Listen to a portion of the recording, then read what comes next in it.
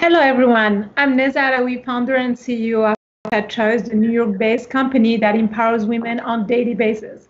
I'm here today with Jan Mercer-Dams, our VP of Development, and Dr. Risa Ryger, our clinical psychologist and investor in Mayshad Choice.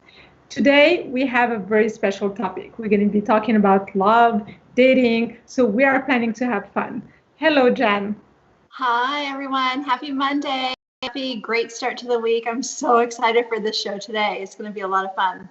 I'm Jan Mercer-Dams, the Vice President of U.S. Development with the Mayshad Group. We are an enterprise of brands for women by women, championing all things related to helping women establish and promote and excel professionally and personally, connecting women with each other and the brands, companies, and causes that support professional development for women. We have a whole week of really exciting shows coming up for you today. Can't wait to share with you more, but let's get started. Welcome. Hi, everyone. Oh, please make sure to text your questions to us during the course of the show. Check us out at mayshad.com and stay with us. Welcome. Thank you, Jan. Dr. Ryger, every session since we started this confinement has been a weekly conversation with you on very insightful topic. We've gone through the first feelings of that anxiety of uncertainty. We talked about parenting during this time. We talked about what going back to work would be. And then now we're talking about love. What is love going to be when we definitely cannot go to restaurants, hotels? We're not going to be close to people and having that feeling of feeling free to be in a conversation with people that we randomly meet in the street. So let's go to our first question. So definitely it must be so hard to connect in the dating world. And what about dating in times of parenting? And how do you relate to that through the work that you do? Hey, well, welcome to Monday. And today, regardless of what's happening in our lives right now, our stresses, our question marks about our jobs, how life is going to look, whether we've been able to get the food that we've needed to create the recipe that we wanted to have for the night before, for this evening, or the days to come. One of the things that's really essential to living is love. And love doesn't stop. Love doesn't stop. Love doesn't know that it's Corona. No, love doesn't know that it's COVID.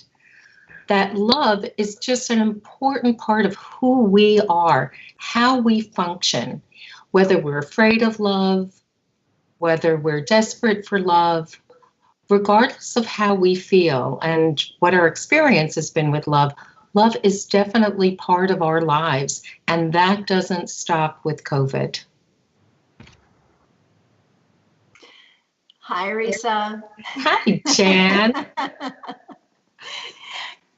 So here's a really interesting question for you. I'm wondering. Not ready.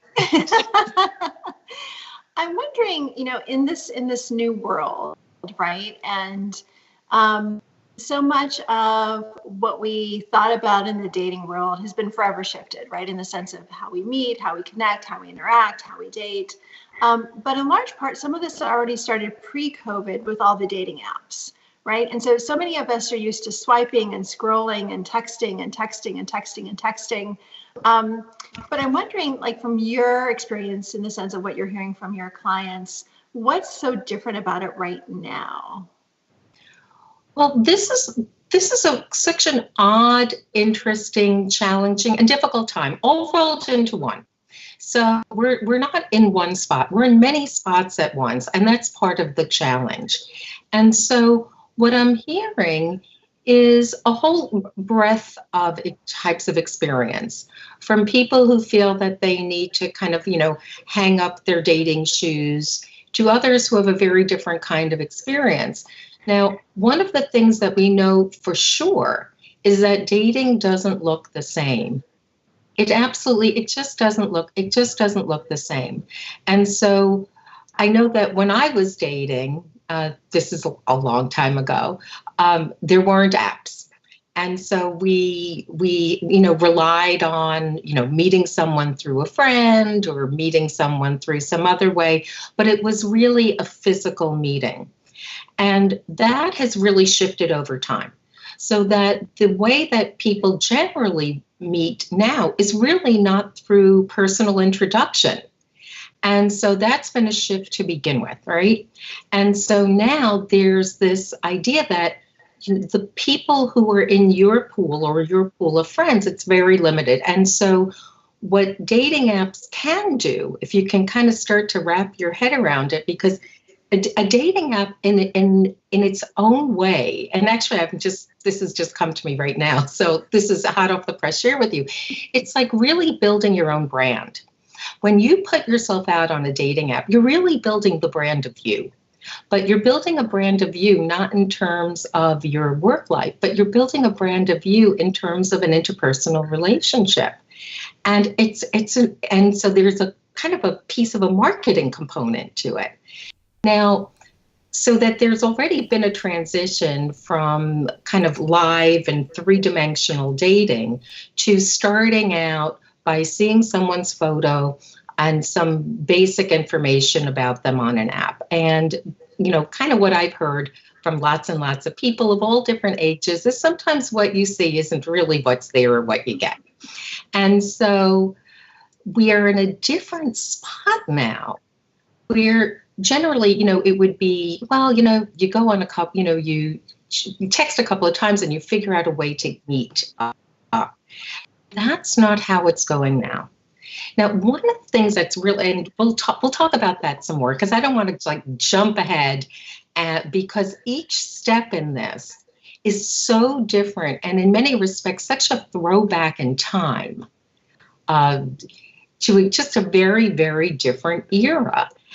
And so we're in a quieter time of dating, not necessarily quieter that there's absolutely less going on, but quieter as how it comes about, what the process looks like. And it's slower. And there are some people who are not comfortable with this, but there are other people who are enormously comfortable with it.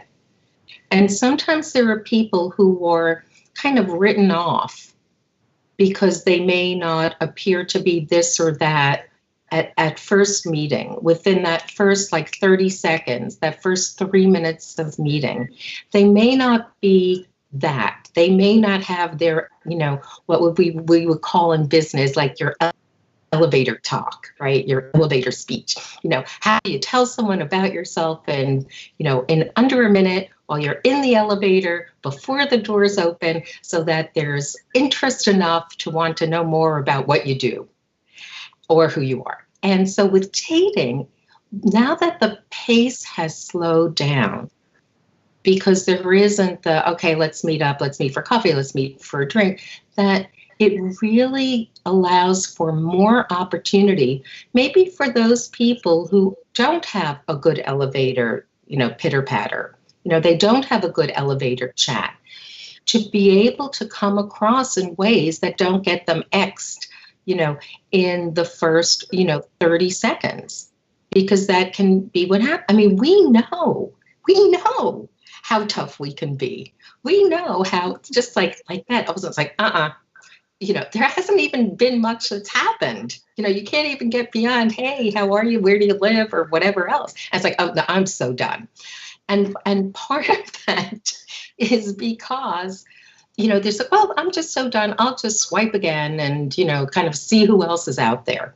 And that the initial phases of this really require much more effort and energy. Risa, it's really interesting what you're saying about this is your personal brand, which I think is fascinating because it really is. It's your calling card out there in the sense of your dating profile. But I'm wondering, in the sense of, the communication flow that then happens, it's not like it's entirely dissimilar to what it was before if you happen to be single pre-COVID-19.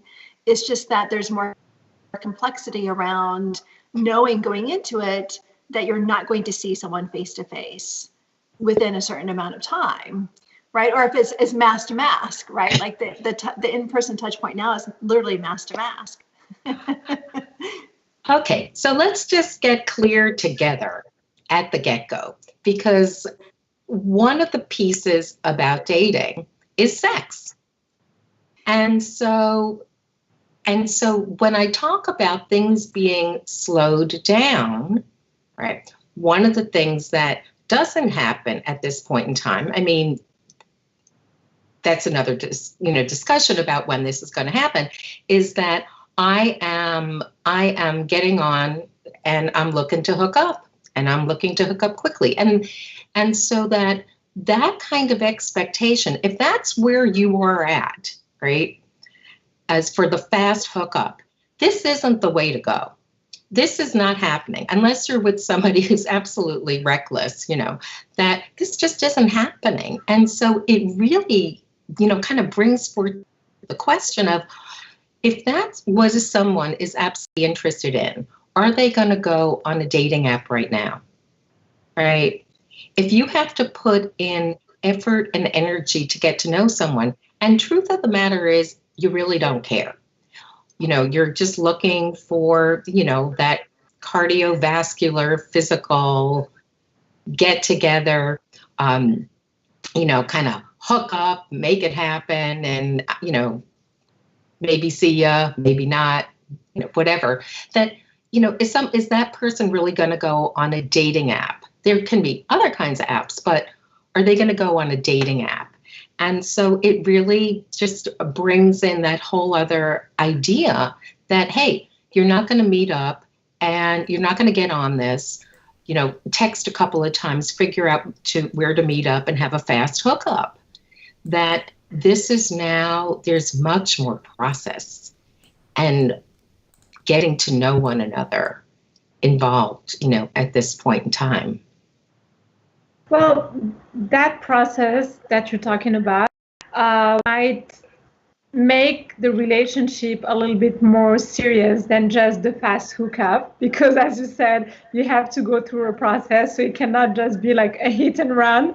And but there are two aspects in the dating. There is the relationship part, which is the person, and then how do you entertain that relationship. So definitely it can go. Thank God we have this FaceTime and like all the facial aspects of our digital world, and so there is that part. But then the other part of dating is when you don't know someone and you want to meet someone new. And so my dating has always happened in restaurants, in an airplane, in a hotel, business or resort where I was. Never through my workspace, because I went by one rule, don't cheat where you eat. And so Neza, for that, okay, we have clarity. If we're looking for clarity about you, we've got clarity now. Thanks so much. It was literally my rule that someone that I meet through work, I want to make sure, that space stays. David can take off the cursing part.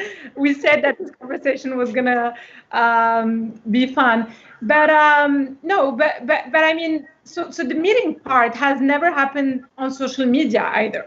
So and now we're going back to this life where there will be socializing through work and socializing in social media.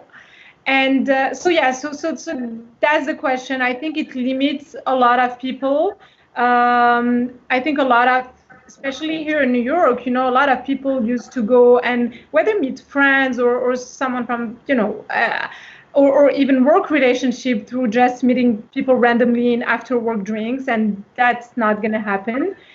And so on the app dating, the one that feared the app dating, let's share our experiences here, to be truthful. So first, let me tell you that you're probably one of the few people who are actually meeting people, not on an app.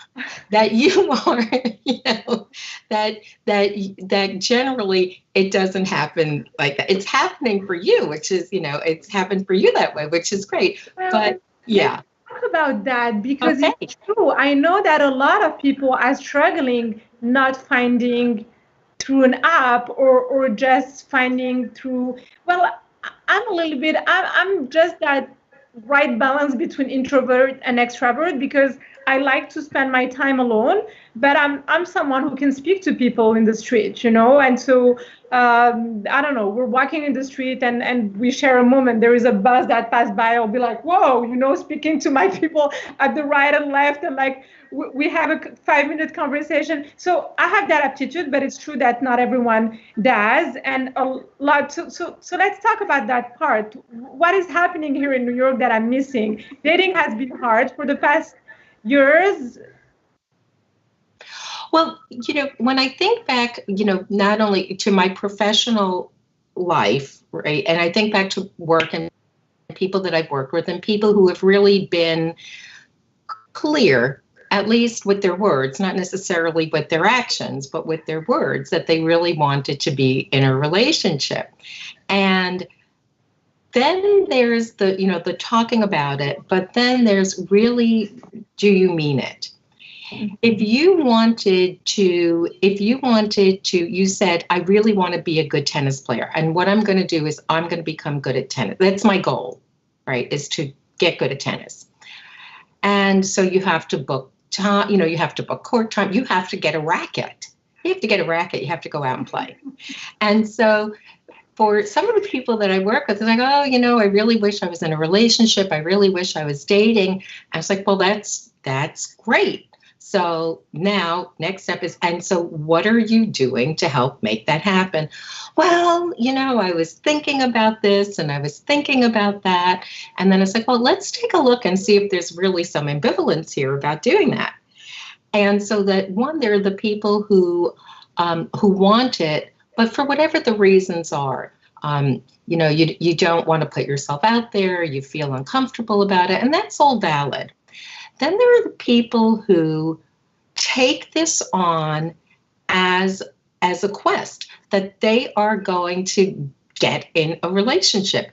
And so they get their photos done, they work on their profile, they take this on and they say, I'm going to meet someone for coffee or for drinks or whatever. And I'm going to do this, like, I don't know, 4 times a week. And they take this on as a project. And I don't mean that in a bad way. I don't mean that in a negative way, but that there's a commitment. Exactly. It's an undertaking. And so you get yourself together and you think, oh my God, if I have one more cup of coffee with someone who I just want to kind of leave. But they stick with it. And I got to tell you that there have been many, if marriage or being in a committed relationship is what you're looking for, there has been a lot of relationships that have developed in that way, that there's a way of kind of taking it on, and that it's not a hobby, but it's not a hobby. They're not taking out, like, dating is a hobby, and there's nothing wrong with that. But if what you're looking for is a committed relationship, then you can take it on in a different kind of way. And there are people who do that. Like, this is what's important for them to do. And what can be really great about that, I mean, look, it's anxiety provoking, who wants to be judged, who wants to be, you can look at yourself and pick at yourself in different kinds of ways. But that it can really give you an opportunity to assess yourself, to assess, what do I want? Who am I looking for? And so it's not only just putting yourself out there, and here, we're talking about a different point in time, but when we're talking about looking for a relationship, and, we can have a wonderful relationship. For some reason, it didn't work out. We can have relationships that, like, you know, in a nuclear fashion, you know, on the other end. And so it gives us an opportunity to kind of think through really seriously for ourselves. Well, gee, now knowing who I am, now knowing the dating experiences that I've had or the relationships that I have now in my life now, not what I thought about when I was 20, but now, even if you were 20 and you're now 24, what you wanted at 20 be very different than what you want at 24.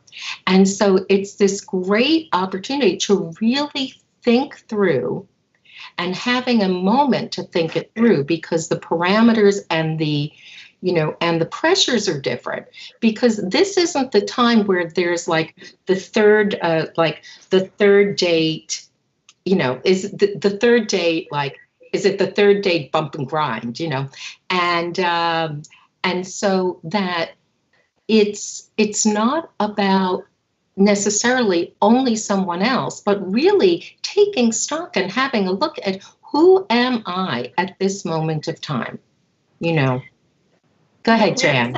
It's this, I love this conversation because we're touching so many really important points. I think in the sense of how we show up, right? How we present ourselves to the universe, even if the universe is in the flat world, but also how we're learning more about ourselves by learning more about those others around us now that they're not face to face all the time, right? So full disclosure, I met my husband on Bumble.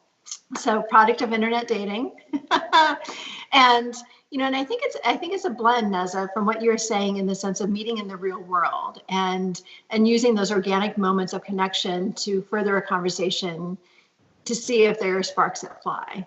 I think there are ways to also do that online, particularly right now, because you have to take a pause, you have to take a step back, you have to be more cautious and more thoughtful in the sense of the conversations that you want to have, because we're all pressed in very different ways now that we weren't before. And Risa, you're absolutely right. Like, I know many men and women who see online dating as if they're launching the next tech unicorn, right? They spend so much time and energy and money and time and energy and money in finding the one, but it's all about the expensive dinners, and it's all about the drinks, and it's all about the where are you being seen and with whom are you being seen with.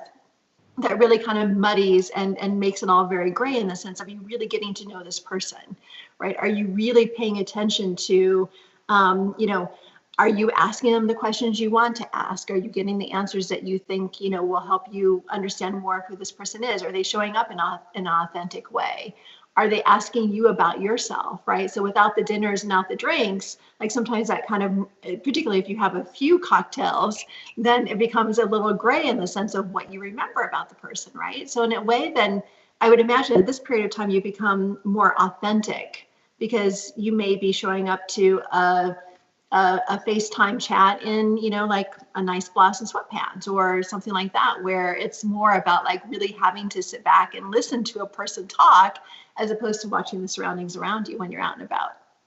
Jan, you're so right. You're just so right. And, you know, the three of us have each been in relationships in all different kinds of ways. And one of the things that we know, at least I know, I don't know about you guys, but that, you know, not every moment of a relationship is ping, ping, ping, right? There's, you know, there's times of puttering around. There's times of just, you know, whatever, just taking the paper, not even wanting to talk to someone. There are times of just hanging out. And that what does, and I'm going to use this word very, very specifically, because one of the things that we're looking for, I think, in relationships, even if like those wonderful moments in great restaurants and, I don't know, taking a trip to somewhere is a wonderful thing. But that one of the things that I think deep down on some level, if you're looking for a relationship, one of the things that you're looking for is comfort. You know. I would also add, I think every single man that I had and gone into a relationship with, when I met the first time randomly, for me, the first exchange was just as with another human being. I don't assess people as, oh, this is dating material, or this is, like someone from the same gender, knowing my position, then, so it's really, it starts with a human exchange. And you don't know where that is going to go. Is it going to go into a business relationship, a friendly relationship, or a personal relationship? So that's number one. The second thing is, you should not put yourself out there as if you are waiting to be recruited. You are the one recruiting someone in your life who's going to share your life. And that's a big mistake that a lot of people do. They start adapting, they get into seduction mode of adapting to the other one's speech and expectations, which is wrong. You just have to be yourself. And that self that you feel should be on like heels and with a little makeup on that specific day, it should be yourself every day. If you feel that it's a good looking self and a good feeling self, that it's a confident self on that day, why don't you put in that situation every single day? Why do you put yourself in that situation just on a specific moment? And so that's when the dating game becomes a game where, I'm in dating mode, I'm not on dating mode. I'm on dating mode. I'm not. And so, what happens when you're on the relationship? What, you take off the mask and then you just let yourself go because you're seriously committed in the relationship? So yeah, so I think it's just those little things that one should be more relaxed about. I'm an international professional dater. Well, I'm happy to be speaking to a pro, I've got to tell you. And the fact that you're seeing, and I've been observing it as well, like through cultures, it's throughout cultures, the anxiety is the same, the stress about it is the same, the process is the same. And I think that the process should be much more authentic. And so it takes me to my next question, Dr. Ryger. Do you think that everything that is happening in the world right now is going to make us more authentic in our relationship? It depends on the person. Neza, Jan, it depends on the person. And so what are people feeling? What are people feeling about themselves? Do they feel that this is a time when they can take off whatever that mask may be, right? And it doesn't have to be just the mask of, making sure your makeup is on, or making sure your hair is done, making sure your roots are done, whatever all of that is. But that also, that there are people who also, their mask is doing something, razzle dazzle. And that there can be that component on it. And so if you're thinking about, well, what is it that I want? What is it that I want? Do I want to just, continue in this persona? If that's what you feel that you're doing, this is an opportunity to ask yourself, is this really what I want to continue doing? Even if you've done it all the time. And you've done it up till now. Now you have an opportunity to ask yourself, is this something I want to continue with? And so there needs to be something within the person. And this is why, people come in for therapy, people come in for coaching, because there's something that is stirring that doesn't feel comfortable. That there's something that's happening internally, that someone's saying, I want something a little bit different. I want something more. I don't feel like this is fitting me the way it did at some other time. What is going on with me? Who is this person?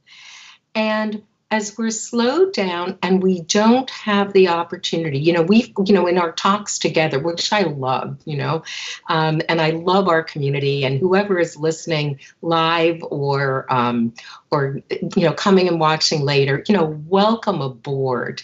You know, we're here, you are here, you are greeted with open arms here. There is a place, everyone has a place here. And so at this time, when we have an opportunity, when things have slowed down, we're not busy as we were in running and running and running and running, but that we have this chance in these moments of simplification, in some respects, right, of to ask ourselves, what is it that really speaks to me inside of myself? Where am I feeling an internal disconnect? What is it that could be better for me? What am I holding on to of some old notion or some old belief of how something should be, or what a partner should be in my life? And to really, if you want, if this is where you are, if these are some of the questions that you're asking yourself, if these are some things that you have wondered about yourself, or wondered about your relationships and who you are in the world, how you show up for dating, for relationships, this is an extraordinary time and opportunity to really think through who you are and what you can do once you've identified a gap within yourself. And that's not a bad thing. Don't think that because you have a gap that that's a bad thing. It is not a bad thing. We always have a gap. There's always some sort of space between what's happening and, you know, and something that we might wish or desire or have a vision about or have some sort of dream about. Having a gap isn't a bad thing. The gap is something to embrace and to wonder about and to think it through and to see how it feels for you. And then you have an opportunity because, you know, one of the things that I say all the time, because this is the truth, is that positive change can happen at any point in your life, at no matter what age you are. We are built for change, and we can always make shifts in our lives and within ourselves and take what's from inside of us and bring it out. And so you haven't lost your chance. You really haven't. And so if you're a person who is wondering maybe about some things that you've heard from other people, some feedback that you've gotten from dates, whatever it may be, this is an extraordinary opportunity to really think through for yourself without the bells, the whistles, and the bright lights, of really not taking anyone else's definition but your own, of really, who am I? What am I looking for? Maybe I don't know, and that's okay too. But you know, it doesn't have to fit in that old mold, which maybe didn't work out so well. So maybe, you know, kind of like, you know, instead of putting those shoes on with the nail in it, and you know exactly where the nail is, maybe the time has come to try something different. And this is a great opportunity for that. I don't know if I answered your question, Neza, but I hope that I did. Totally. Dr. Ryger, I hear the psychologist speaking in you, and I love what you're saying. It's true. It's you know, to identify our patterns and kind of like take this moment that we're going through a big disruption to get out of those patterns and to always question ourselves. And this is something that I raise my daughters to question themselves. I'm someone who loves questioning myself. I do it with my team because I tell them at the end of the day, you know, we're living together. You know, it's like instead of questioning the world, we're going to question ourselves. We're going to, you know, readjust the processes. And definitely, I am in a serious relationship, but I must admit that at the beginning of this confinement, I just regretted that he wasn't a hairdresser. And I was like, you know, thinking for dating, why couldn't I choose a hairdresser that I would have at home right now? And so that was the little moments of doubts in the relationship, but I went through it when I started rocking the curly hair. But past that, no, what I mean is that dating should not be a pressure, and it should be a beautiful effort that we're making on ourselves to share our life with others. But yeah, we have to make sure to stay authentic to ourselves and take and we preach diversity all the time. It's not about like being with a twinsy in a couple. It's about finding someone that can bring a difference in our life, and to take that risk, whether it's another religion, another nationality, another type of people that we are dating. And okay, so the next question, Jan, has twisted my arm for me to ask it about the sex phone. So I will bravely take on the question. And so, how can we, Dr. Ryger, stay authentic when we are living a situation where we're not in confinement with our partner, um, and we are not from the generation that was born with iPhones. So how can we take our relationship to there and not lose the sensitivity about it, and the authenticity? Okay, so you're talking about sex, yes? Okay, and now, sex is part of life. Sex is part of life, and sex isn't something that doesn't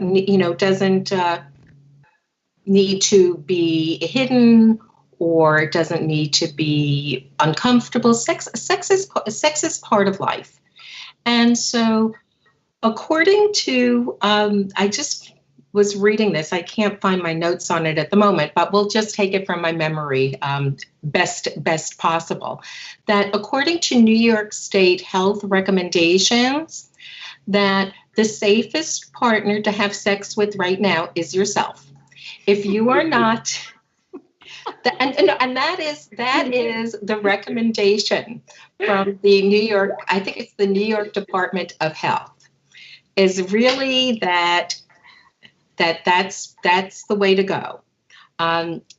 Be with yourself, and there's nothing wrong with that. And there's nothing wrong with that. I mean, I think that from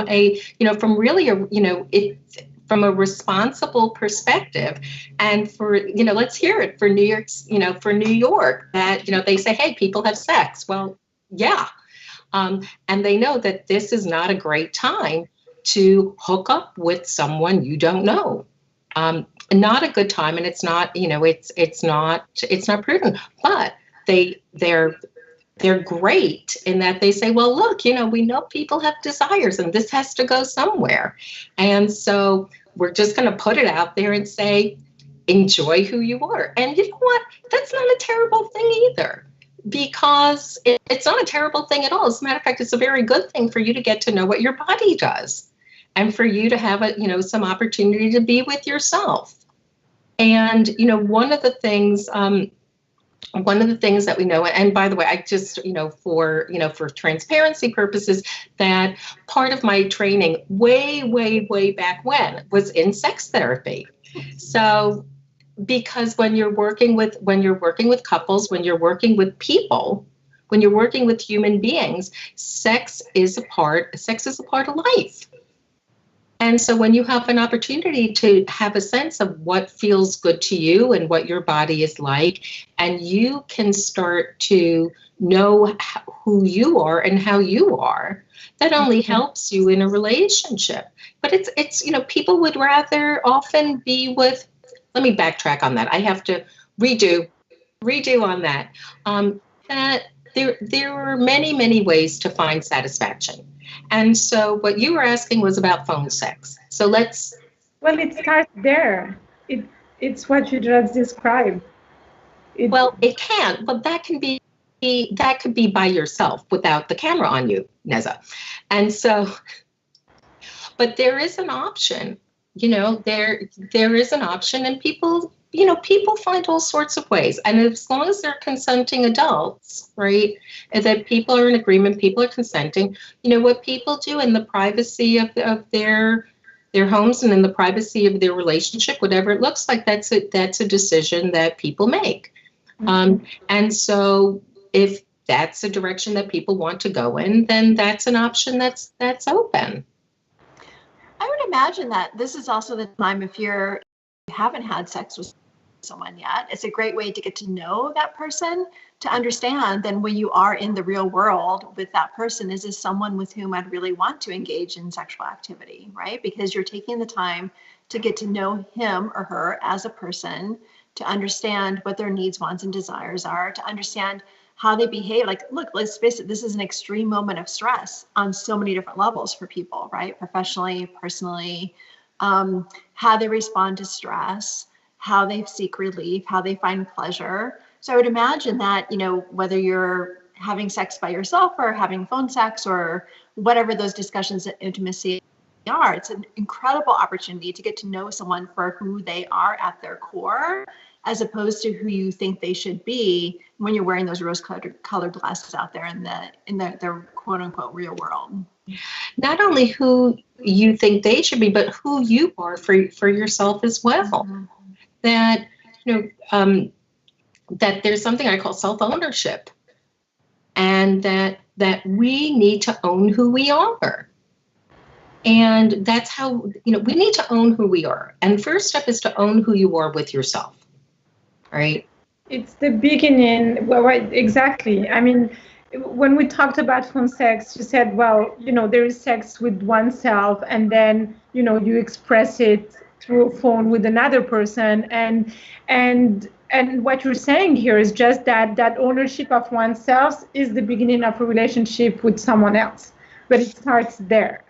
And that's when you can give yourself to someone else within a relationship, but you cannot give yourself if you haven't owned yourself first.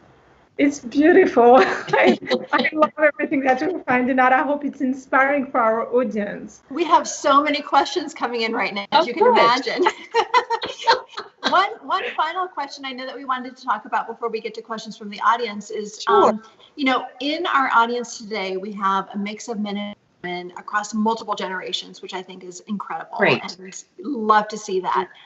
We also know that gender roles are changing and have changed over time in the sense of how men and women show up to relationships and their expectations of a relationship. And much of the feedback that we get sometimes from women, particularly for women who are divorced and have kids, is that they may be looking for something very different now than what they were looking for in their 20s, Risa, to your point.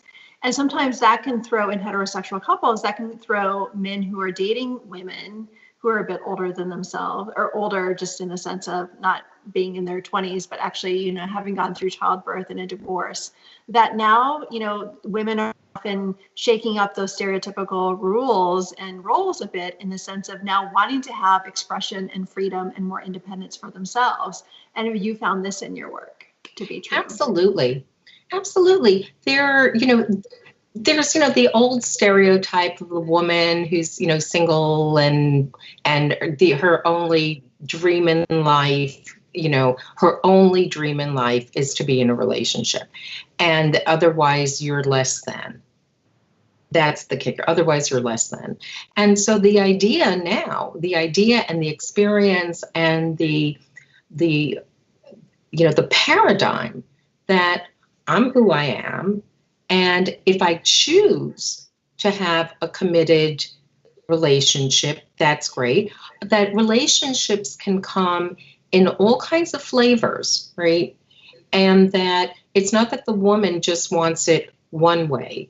And then, when the old stereotype of, the woman is looking to have this committed relationship and the guy is not as, is more fleeting or more, fidgety and out it like a flea, just like jumping around. But that's really not the case. That people can really decide what kinds of relationships they want and whether they want a relationship or in fact they don't want a relationship, or if they just want to go and have a fun time or have somebody to just do some fun stuff with. And that's it. there can be fondness, but not every relationship has to lead into, something deep and committed, and that it can look all different kinds of ways, and it doesn't mean that it's less than. It's that there's a level of judgment of a picture that we have that that we have to open, like a camera. We have to open our own aperture, right? And to allow for what it is that people want and the range of it, the scope of it. It doesn't look just one way. And so when we do that and we bring in this more complexity, which makes things more complex, obviously, but that it also brings in, like, it doesn't have to be just one way. And that can be tremendously liberating for people for whom they're not experiencing whatever that is supposed to be the it. There are many its, and it's the it for you. And that can even change. Thank you, Risa. You ready for questions? Oh, I'm so ready. All right, question number 1. This is so spot on and so perfect. How do you build value with someone over text when you don't have much time and there's no tone or voice? And what if you have different love languages? How do you connect over text in this period of time? What a wonderful, thoughtful question. Different love languages. That's just great. Well, one of the things that to do is that not everyone's going to say things the same way that you do. That doesn't mean that they're not a person for you to kind of find out more about. Just because you're not speaking exactly the same language, that doesn't have to be a stop sign and that's it. I mean, it can be, but you have to feel it out a little bit. So one of the things to do that you can try is to bring some curiosity to it and ask some questions. You doesn't have to just take it at that, unless there's something that's really offensive and you just go, ugh, this is not okay. But if there's something else that you're feeling about it, or something else that you're sensing, or that you want to make the effort, which may not be that much effort, to just ask the questions and find out more. Like, what do you mean? Oh, could you tell me about that? Or, I could you explain this? Or, I'm interested in that. Could you, like, how did you get to this? How did you get to this idea? Whatever it is, if you bring some curiosity to it, and if you ask some questions, you can find out whether it's something that maybe you'll be surprised. One way or the other, you can be surprised. But maybe you'll be surprised. And like the person who said it, like the first time it came out may have been like, I don't understand this. It doesn't sound like my language. But you can ask a question, and if the answer isn't okay, and the answers you're getting not okay, you're not obligated. But you can also ask a question because because sometimes people don't start out with the same lexicon. Risa, I love what you just said around showing a sense of curiosity, because this also demonstrates one's ability to be present in the moment and be engaged, and not have to feel like there's a constant need to pay attention to all the distractions that are often around us, right? But how do you really stay present and engaged and listen, right? Like, this is now a moment in time of any time to really practice active listening skills, to really help you understand yourself better, but also help to understand who you are sitting in front of, literally, even if it's in front of the camera. Absolutely. And also, is that person asking you questions about yourself? Are they showing curiosity about you? Or, if you, for example, they say, well, how was your day? And you say, fine. Are they asking you the next question? Are they interested? It's like, hey, and so one of the things that we do in relationships, which I think is just such a wonderful thing, is that when we get information about someone, what we do is we start to build a picture, right, of them. And when we're asked questions, it kind of lets us know that they are interested in building a picture of us. And we're building a picture of them. And so we have, it doesn't mean that you have to continue asking questions, but that you can bring curiosity and interest. And sometimes if you do that with someone, they'll get the idea that they should also then do that with you. I mean, you have these ways of getting to know someone deeper, like both of you are saying, without having to sit across a table from them, have a cup of coffee, have a drink that you can cut out at any point. You have tremendous freedom. You don't have to find a way to leave the table. You don't have to really invest so much time. You can find out more and find out, are they asking me about me? Like, what's going on here? So, the amazing cocktail with the smoke coming out of it and everything else, isn't obscuring the fact that this person really doesn't seem interested in who you are and finding out. I interrupted you. I'm sorry. No, I love just total brilliance, Risa, on your part today, as always, but this is such an enlightening conversation. Going back to the love languages, for those of us in the audience who don't know, there are either 6 different love languages, often very much centered around our ability to touch and, give gifts, receive compliments, and, where our preferences lie. And, particularly if we're starting just to build a relationship with someone online during this period of time, of course, we want to be able to sustain it going forward, like when we're all back to be able to touch someone again. But how do you overcome those differences in love language preferences when you're basically communicating to them in a flat world? Mm-hmm. Well, with effort. That's what it is. It's with effort. And so if you're a verbal person to begin with, you're going to have an easier time of it.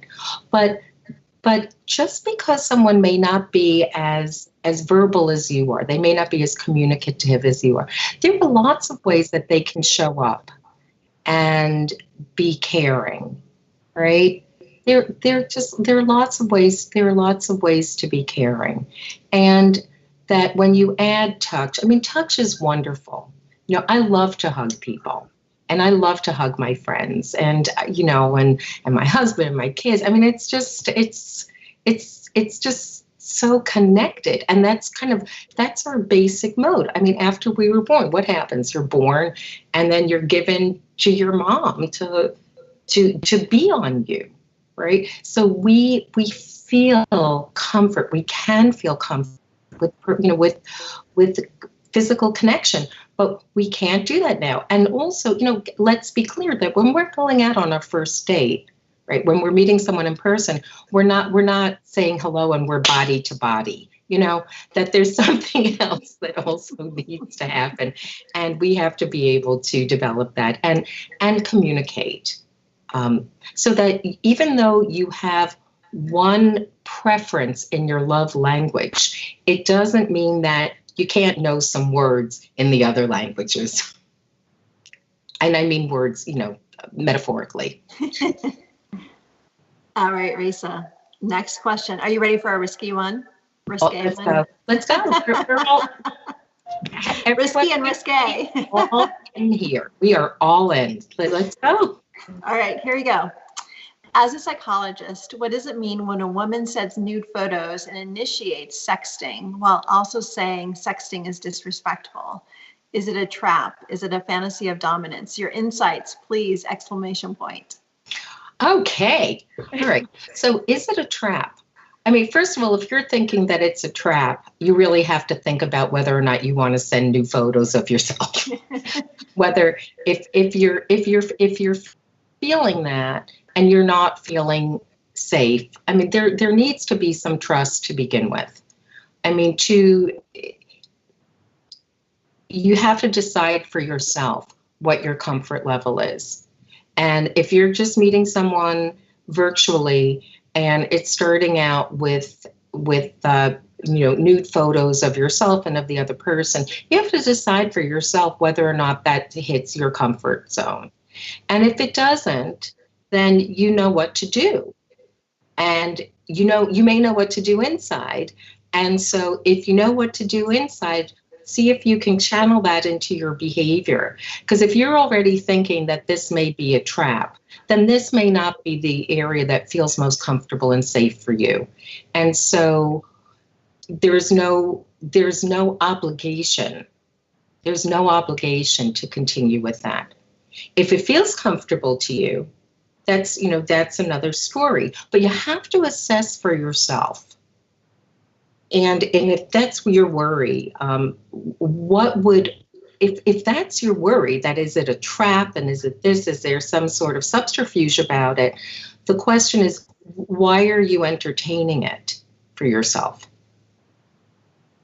Great point, Dr. Ryger. It's true, a lot of people who are less extrovert than others can get influenced by their friends or family at some point of, come on, just open up, just like take this type of risk. And I love what you're saying, that you have to listen to yourself, and what feels right for you or not, you have to listen also to that. And sometimes you get trapped by being pushed and influenced by others that will tell you, but just try, or that person is a good person. Yes, that person is an amazing person, but is that the right person for you?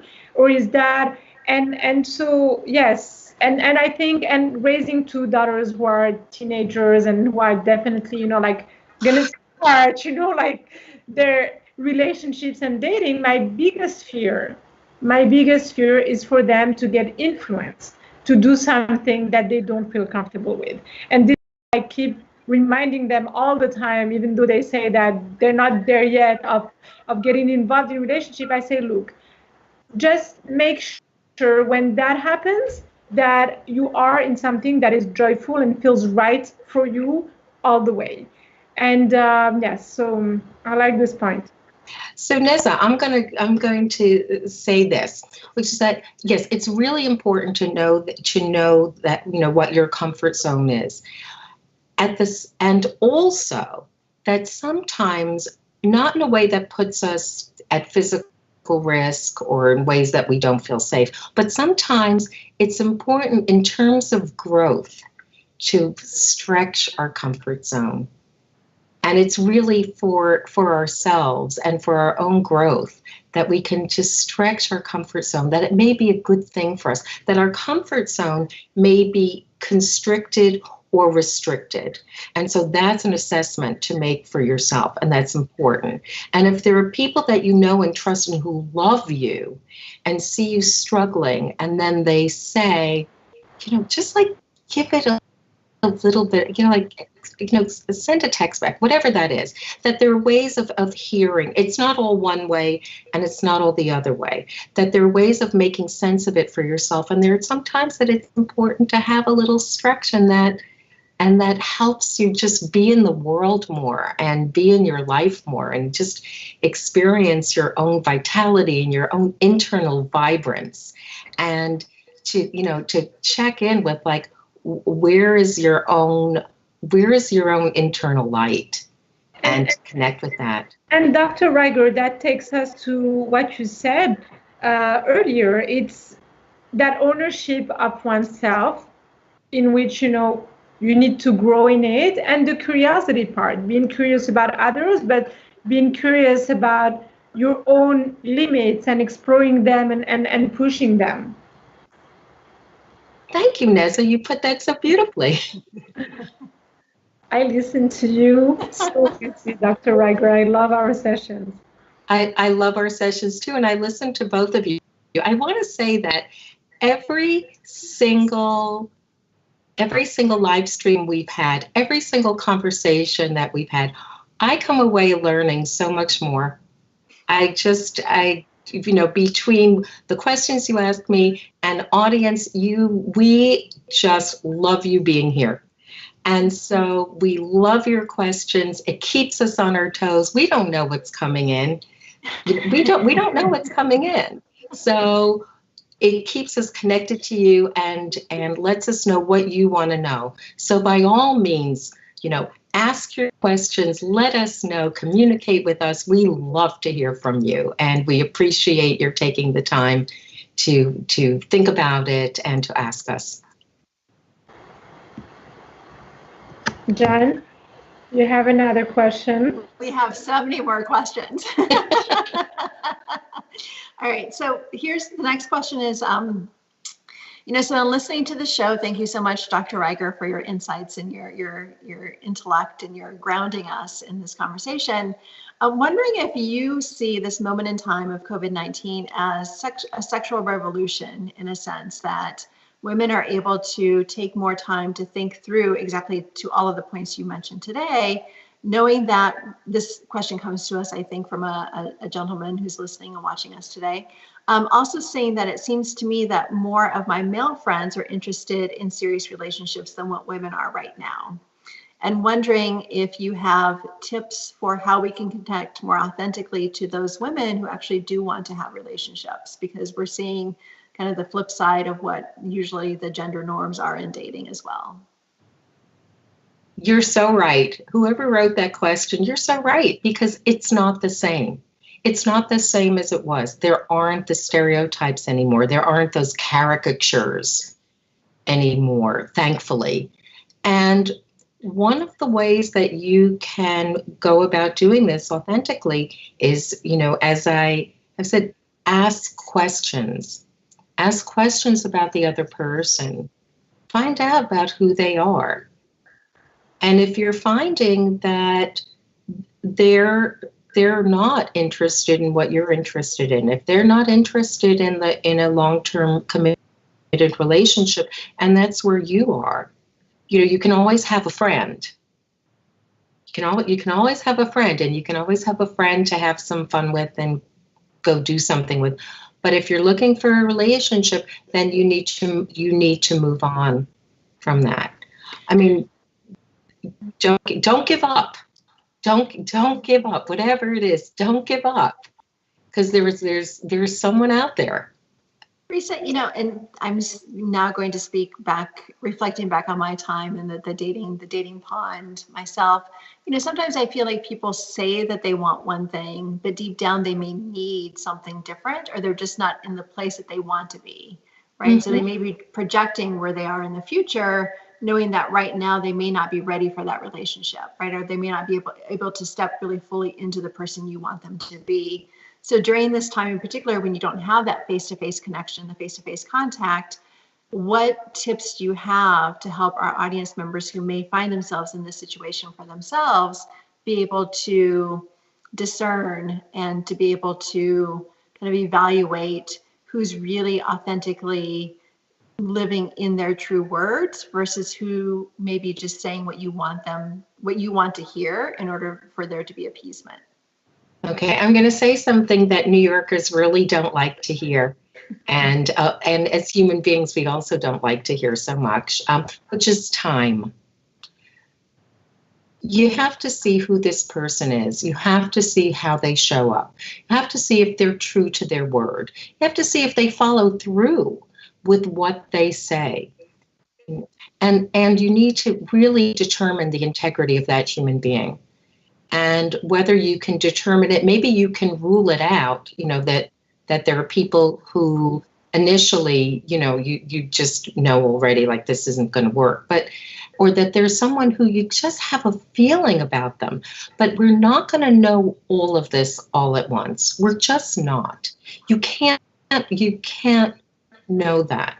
You have to see how the person shows up over time and whether they're coming across authentically, whether they're following through, whether when they tell you they're going to call you, that they call you, when they tell you that they're going to text you, that they text you. If they can't, if they can't, they let you know.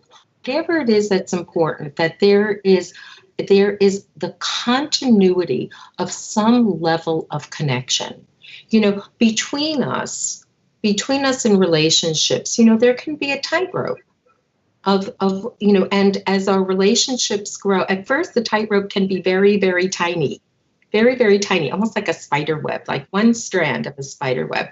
And as our relationships grow and we get to know someone more, that connectedness between us, that connection between us can grow from the spider web to thread to something that's bigger, and that's something that can become so solid and so sturdy for us that even though we're still walking across it, we're still kind of, in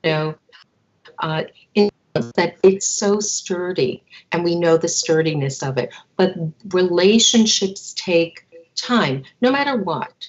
And even if, regardless of where you are in your relationship, that there's always time for growth. There's always an opportunity for a level of surprise, hopefully, and that there can just be these moments of, along with that, along with all the rest of it, but that it takes time. It takes time, because you're not talking about something superficial. You're talking about a depth that you're looking for. And when I hear that question, I'm not going to respond to it in a flippant way, because it's so heartfelt.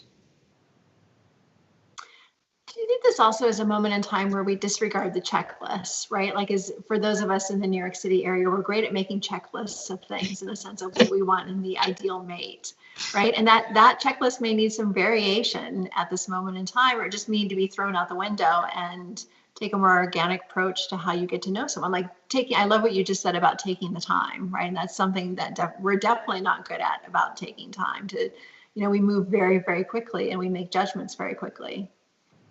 Yeah, we have our thin slice. Our brains go like this, click, click, click, click, click.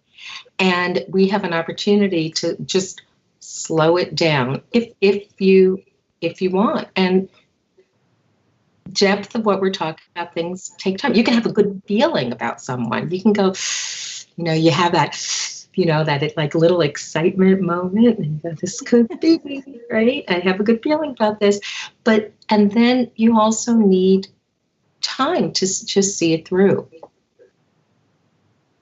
The last question that we have for today, and audience, we have to do this show again, the 2.0 version of it, because thank you so much for being with us here today. We have so many more questions. We're already over time, but we'll include one more, and then we'll end for today. But this question goes immediately back to your question about your point about time. And also, I think it's important for us to listen when someone tells us something, to actually listen to what they're saying to us, because sometimes we have all the answers we need just by listening to how they respond back to us, right? And this question is actually about time. And when someone says that they're so busy right now and they don't have time, but yet they also say that they want a relationship, how do you balance those two inconsistencies?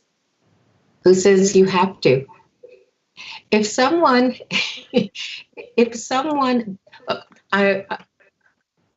say this. I mean, maybe there's a specific reason. Maybe there are really important reasons why this person doesn't have time at this moment, right?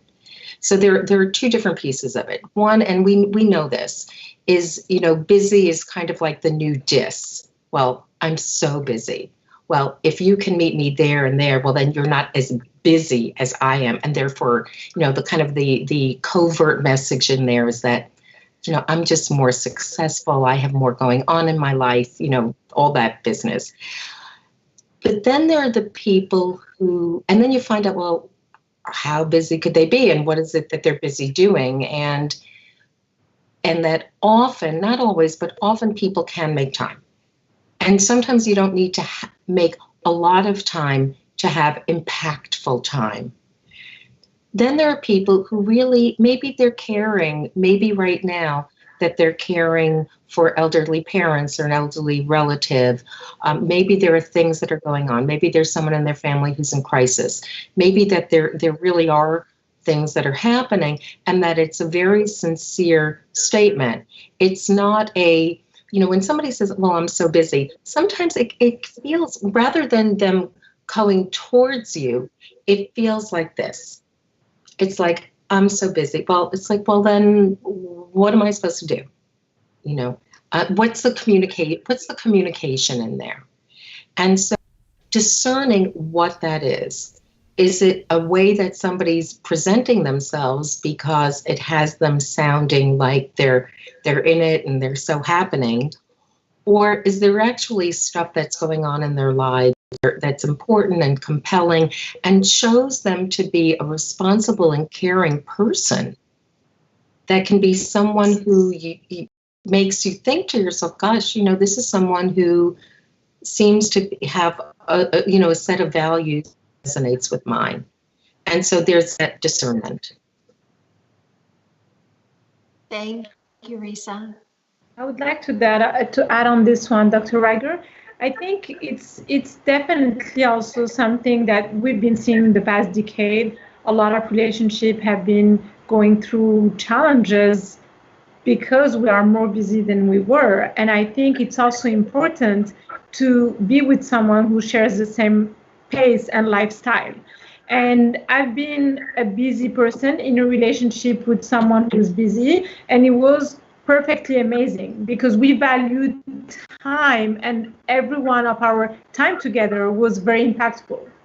And when you're with someone who's less busy, because they can be more successful than you, by the way, they can be at a stage where they've achieved what they wanted to achieve. You're in the middle of that passionate race to get where you want to get, and so they have more time, and then you feel that the time that you put aside for that person or in that relationship is not as valuable. The person, instead, I'm here, I'm on a date with you, and you're complaining about the fact that you haven't seen me for the past 2 days. Like, really, like, this is valuable. Let's have an amazing time now. And so that's just another example. And yes, we could be talking here for hours. You're bringing up, and we're gonna listen. We could keep talking about this, but you're bringing up such an important point, which is presence. That someone can have a lot of time and really not be present. Someone can have a lot of time. They could be there. You could be in the same room, but there's nothing happening. It's connected. It can be just in different orbits. And so it doesn't feel connected. The other person really isn't present. But you can be with someone, and for the time that you're together, the presence is there. You feel the connectedness. Yeah. Thank you. Thank you, Dr. Ryger. Thank you, Jan. Thank you to our audience. And we're going to be here next Monday at 4 p.m. EST. We love those weekly conversations. What an amazing way to kick off the week. Jan, would you like to add something to our audience? Everyone, please make sure to follow us at joinmayshad.com. You can also learn more about our digital membership packages we've designed just for you. And make sure to tune in tomorrow at 4 p.m. Eastern Standard Time for our Diversity, Equity, and Inclusion series. We have a great conversation around education and inequality and inclusion. And Wednesday is Workshop Wednesday, 3 o'clock. We're hosting a workshop this week all on personal branding and setting your brand up for success in the new digital world.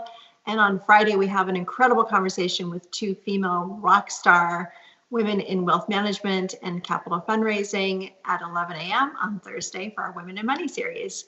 Thank you, everyone. See you very soon. Thank you. Thank you. Thanks, everyone.